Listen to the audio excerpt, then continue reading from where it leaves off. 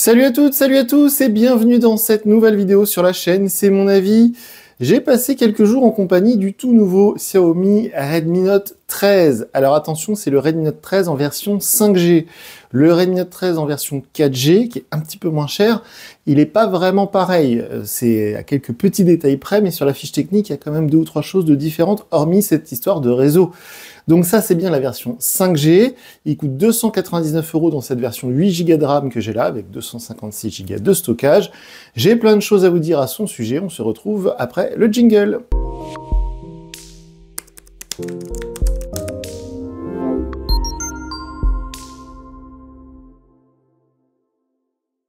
Alors je précise que cette vidéo est enregistrée avec notre nouveau Samsung Galaxy S24 Ultra en 4K et en 60 images secondes, ça c'est comme d'habitude, mais vous voyez l'angle de caméra est un peu différent, il est un peu plus large. Donc ce Xiaomi Redmi Note 13, alors est-ce que c'est une bonne surprise ou pas? Vous savez que maintenant sur la chaîne, ça fait peut-être 5 ans qu'on teste tous les Redmi Note, on avait commencé avec le Redmi Note 7, ensuite le Redmi Note 8, le Redmi Note 9, le Redmi Note 10, le Redmi Note 11, le Redmi Note 12, et voici le Redmi Note 13. Alors ce qui est assez surprenant, c'est qu'en cette année 2024, tous les constructeurs ou presque ont sorti toute leur gamme tout de suite, au mois de janvier. Donc nous, c'est pas très pratique parce qu'on a plein de téléphones à tester d'un seul coup. Et puis ce qui est une mauvaise nouvelle entre guillemets, c'est que du coup, c'est-à-dire que le reste de l'année, on va rien avoir à se mettre sous la dent. Ce qui est un peu bizarre, on compte sur Motorola par exemple pour sortir des téléphones au courant de l'année, parce que là, on a eu toute la gamme Redmi Note 13, on a eu toute la gamme ou presque des Samsung A. D'ailleurs, dans cette vidéo, je vais beaucoup vous parler du A25, qui est un concurrent direct de ce Redmi Note 13, en version 5G. Mais c'est vrai que les noms, en plus, ils sont longs. Alors, j'ai du mal. Je vais essayer de me concentrer. Donc, ce Redmi Note 13, on va commencer, comme d'habitude, par les points positifs. On terminera par les points négatifs, les choses que j'ai à lui reprocher. Alors, on commence avec le design. Vous savez, souvent, je vous parle du design en premier. Mais alors là, vraiment, faut en parler parce que déjà d'une, dans ce bleu-là, il est magnifique. Je sais que 90% des ventes, ça va être en noir.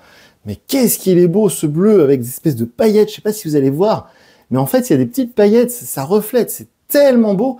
Alors, ce qui est dommage, c'est que la coque qui est offerte maintenant avec les Poco et les Redmi de chez Xiaomi, c'est une coque noire. Donc, ça va complètement cacher ce bleu qui est magnifique, je le répète. Hein, c'est vraiment très beau et je suis content que Xiaomi se remette à faire des smartphones un peu fun parce que ça avait un petit peu disparu et tout le monde était parti sur des couleurs un peu pastel comme chez Samsung par exemple. Là, c'est très... Alors, certains vont peut-être trouver ça un peu kitsch, mais moi, j'adore, je le trouve magnifique. Et hormis la question visuelle, c'est un smartphone qui me plaît beaucoup parce qu'il est très léger, on est à 175 grammes seulement, c'est 20 grammes de moins que le concurrent Samsung A25 par exemple.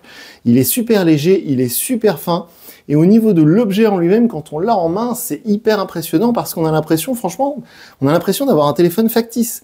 Il est très léger et les dimensions pour moi sont parfaites. Cet écran, je suis obligé tout de suite d'enchaîner sur l'écran parce que pour moi, c'est la qualité numéro 1 de ce smartphone. On est seulement à 299 €. La version 6 Go, elle est plutôt vers les 250, 270 €. Et on a un écran AMOLED 120 Hz avec des bordures d'écran extra fines. C'est assez impressionnant de voir que maintenant, on est en dessous des 300 € et on a des bordures d'écran comme ça. C'est dingue. Le concurrent Samsung, je vous l'ai déjà dit dans la vidéo de déballage, il a des bordures d'écran beaucoup plus épaisses. Donc ça, c'est quelque chose qui visuellement, pour moi, compte énormément parce que quand on utilise son smartphone, on a vraiment l'impression d'avoir un haut de gamme. Et donc, ça fait un gros avantage pour ce Redmi Note 13. Et en plus, cet écran 120 Hz, on peut le bloquer sur 120 Hz. Alors je sais que pour le commun des mortels, c'est pas très intéressant, mais pour les geeks, c'est assez chouette. On peut bloquer l'écran, on lui dit oh, tu restes sur 120 Hz, donc il va se rafraîchir 120 fois par seconde, il va se forcer, alors que par exemple chez Samsung, on peut juste lui demander d'être adaptatif. On va pas pouvoir bloquer le 120 Hz, on va lui dire s'il te plaît, tu te gères tout seul, donc ce qui est différent. Bon, on rentre plus dans quelque chose d'intéressant avec les performances. C'est un processeur Mediatek, alors de mémoire c'est le 6080. Comme d'habitude, sous la vidéo, je vous mets le lien vers notre tableau de bord, c'est mon avis, là où je compile toutes les informations de nos tests. Vous pourrez voir les résultats que j'ai eu avec Geekbench 6. Les résultats sont plutôt bons. La partie graphique est meilleure sur le Samsung Galaxy A25.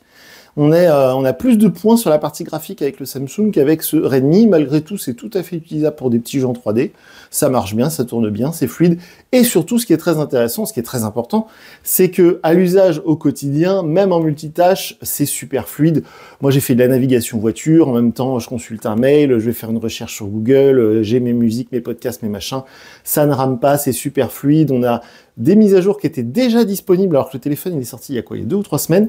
Donc ça c'est très très cool. Et puis cette interface MIUI, ça me permet de rebondir avec les performances, parce que c'est un peu lié tout ça, le software et le hardware. Et c'est vrai que cette interface MIUI 14, alors ce qui est assez drôle, c'est qu'il y a quelques semaines, on a testé le Poco X6 Pro, qui est un cousin de ce smartphone, et qui, lui, est déjà équipé de Android 14, on est toujours sur Android 13, mais le Poco, il a la nouvelle interface, entre guillemets, qui s'appelle HyperOS de chez Xiaomi, et qui est censée remplacer MIUI 14. Alors, pour avoir les deux smartphones à 3 semaines d'intervalle, je peux vous dire que HyperOS et MIUI 14, c'est exactement la même chose. Il n'y a rien qui change, sauf que cette interface MIUI 14, on la connaît, ça marche bien, c'est stable, les réglages que moi je vais aller chercher, je vais les trouver tout de suite, on peut personnaliser quasiment tout, il y a des trucs que moi je fais, que j'ai mes petites habitudes sur MIUI, que je trouve très bien, il y a des petites animations, j'aime beaucoup cette interface, évidemment, il y a le revers de la médaille, j'en parlerai en fin de vidéo, mais avec toutes ces publicités, c'est vraiment dommage parce qu'ils ont quelque chose de très bon entre les mains, et par rapport à un concurrent comme Motorola, qui prend de plus en plus de parts de marché, Motorola sont clairement en retard sur la partie logicielle, donc c'est un vrai avantage pour Xiaomi, et je trouve qu'ils s'en servent pas bien. Je trouve que c'est un peu gâché, ce savoir-faire sur la partie logicielle. MIUI, c'est vieux, hein, c'est 2010, hein.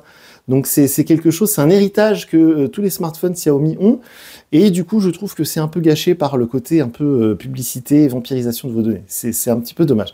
Alors je voulais vous parler juste de la luminosité de l'écran avant d'enchaîner sur le reste. Je trouve que c'est un écran qui est assez lumineux, et sur les smartphones qui sont dans cette gamme-là, c'est important de le noter parce que souvent on a des écrans, maintenant quasiment tout le temps d'ailleurs, on a des écrans AMOLED 100 Hz, ça devient une sorte de norme, même sur les smartphones pas très chers, mais souvent c'est des écrans qui sont faiblement lumineux. Celui-ci est plutôt lumineux. Je vous dis ça parce que par rapport à mon Samsung Galaxy S24 Ultra avec lequel je filme cette vidéo, quand j'avais les deux téléphones côte-côte, la luminosité réglée à fond sur les deux écrans, j'ai trouvé celui-ci plus lumineux, bizarrement. Donc ça va à l'inverse des fiches techniques, puisque les fiches techniques disent que le S24 Ultra, il monte jusqu'à 2600 nits, mais visuellement, ça me paraissait plus lumineux sur ce Redmi, donc je voulais le faire remarquer. Alors sinon, il y a un haut-parleur mono, donc on n'a pas de stéréo, c'est-à-dire que si vous jouez à un jeu, vous regardez une série ou vous écoutez de la musique, le son ne sort que d'en bas du téléphone, il sort pas des deux côtés, mais par contre, il est très puissant, et il ne grésille pas, ça ne crache pas, le son est très... Ça occupe bien la pièce, on entend bien quand on écoute quelque chose, on peut s'éloigner de 2 ou 3 mètres du téléphone, on entend bien ce qui se dit, donc ça, c'est pour ça que je l'ai mis dans les points positifs. On a évidemment donc la 5G, on a le paiement sans contact, le smartphone est certifié IP54, contrairement au Samsung Galaxy A25, qui bizarrement n'a plus de certification cette année, alors c'était toujours le cas les années précédentes, et on a un écran résistant aux rayures, puisqu'il est traité Gorilla Glass 5, encore une fois, sur un smartphone de cette gamme, c'est assez bluffant, les concurrents, que ce soit Honor ou que ce soit d'autres fabricants de ce genre-là, généralement, c'est des protections d'écran qui sont de bas de gamme ou même pas indiquées du tout, hein. C'est le cas chez Honor, ils indiquent aucune protection d'écran, ni Gorilla Glass, ni Dragon Trail, ni ce que vous voulez. Donc là, on avait un film protecteur qui était préappliqué, et en plus, on a cet écran Gorilla qui est censé résister aux rayures, aux agressions et aux léophobiques, bien évidemment. Alors, sur la charge rapide, ça aussi, pour moi, c'est un gros point positif. Comme vous l'avez vu dans la vidéo de déballage, le chargeur, il est fourni dans la boîte. Donc ça, c'est un gros pouce en l'air. C'est quand même presque 20 €, voire un peu plus pour un chargeur 33 watts comme celui-ci. Évidemment, donc je vous dis, on a la coque qui est fournie. Et il prend la charge rapide, il charge plus fort que, par exemple, encore une fois, le Samsung Galaxy A25, puisqu'on est à 33 watts. Et j'ai été assez impressionné des chiffres que j'ai obtenus, puisqu'en seulement 15 minutes, on prend 30%. En une demi-heure, on prend 60%, et il faut un peu moins d'une heure pour le 0 à 100%.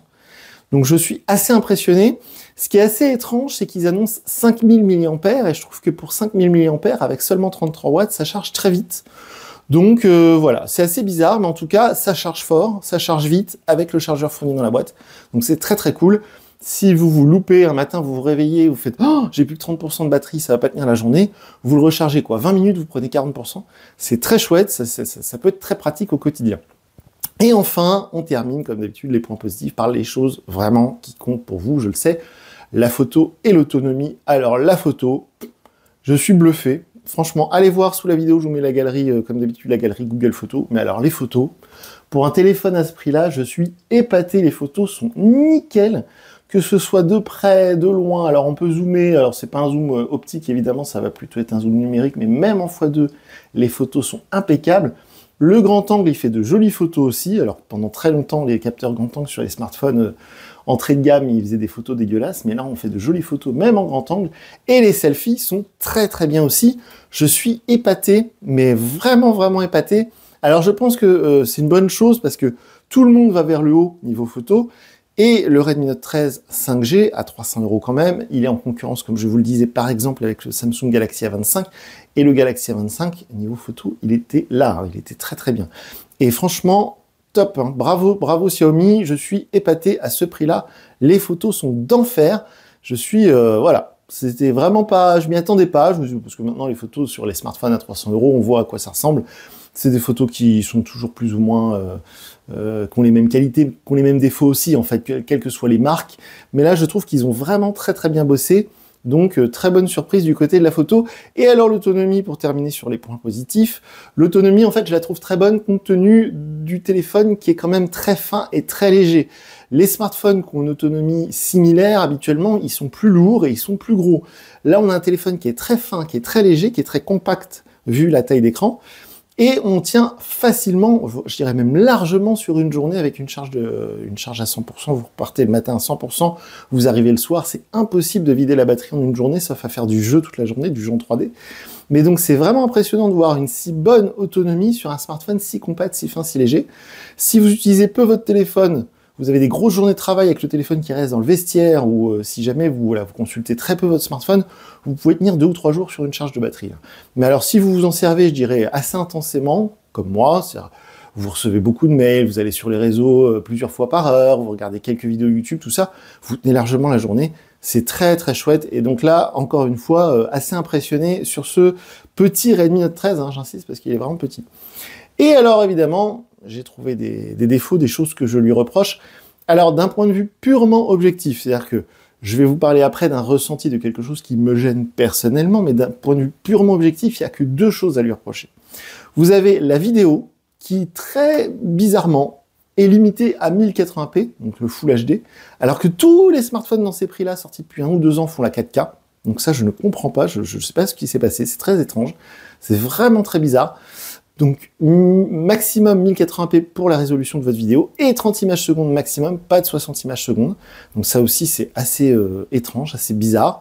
Donc pas de 4K, pas de 60 images secondes. Donc ça, c'est un vrai point négatif, entre guillemets, parce que c'est sur la fiche technique. Je veux dire, c'est pas une lubie de ma part. Et aussi, vous savez, je vous en parle souvent, chez Xiaomi, en dessous de 400-500 €, on a le Always On Display, mais qui s'efface au bout de 10 secondes. Donc vous savez, c'est ces informations qui restent à l'écran en permanence. Donc vous voyez, ça s'éteint au bout de 10 secondes, ce qui est vraiment dommage, il faut toucher l'écran pour le réanimer.